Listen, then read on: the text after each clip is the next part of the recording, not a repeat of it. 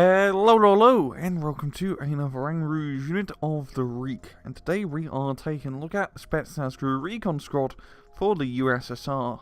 So the idea of special forces in the Soviet army can really date itself back to World War II, where it had unofficial groups of pretty much soldiers sneaking behind enemy lines doing sabotage operations, such as knocking out enemy logistics or artillery batteries. But they were never officially a formal part of the army. It wasn't until after the Second World War in 1949 where they were formed as the SPETZNAZ GRU. SPETZNAZ standing for Special Forces, and the GRU is an Russian abbreviation for Military Intelligence Directorate. And essentially, these guys' job was sabotage operations behind enemy lines.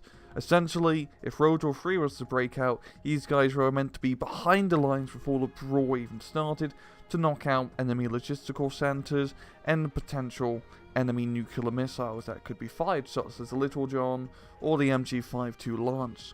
Now, fortunately, World War III never happened, so they didn't have to do that role, but they did end up seeing service during the Soviet-Afghan War and during the many wars during the late 90s, early 2000s in Chechnya and Georgia.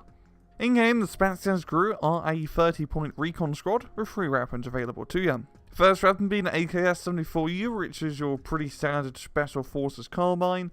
It's a pretty damn good weapon for killing enemy infantry at close to medium range. Secondly, we got the RPG-26 with 700 meter range, 55% accuracy, 20 AP, and a rate of fire of 20 rounds a minute. And it's a pretty decent rocket launcher. It's pretty much on par with a Carl Gustav, good for knocking out light to medium armor, but will have a hard time against the heavies, unless you can get a side shot. And thirdly, we got a Dragunov SVD, which is your pretty standard infantry sniper rifle.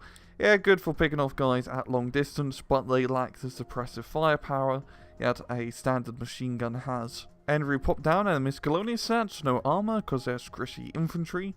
A 10 size squad, very small size with very good optics, a speed of 30 kilometers. They are elite training and very good stealth. They're year restricted to 1985 and type restricted to motorized and airborne decks. In battle, SPETZNAZ GRU are a multi-role recon squad. You can get them to do anything essentially. Want them to sit inside a tree line to support enemy tanks? They can do that. Want to use them in the early game to attack an enemy town and fight close quarters combat with enemy infantry?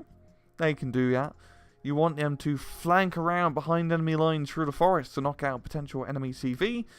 They can do that. They are very multi-role thanks to loadout. The sniper rifle allows you roll. Sniper rifle's okay, allows you to do a bit of sniping, and the rocket launcher's decent for knocking out most targets. And also a 10-man squad gives them quite a bit of survivability compared to 2-man sniper squads or 5-man regular squads.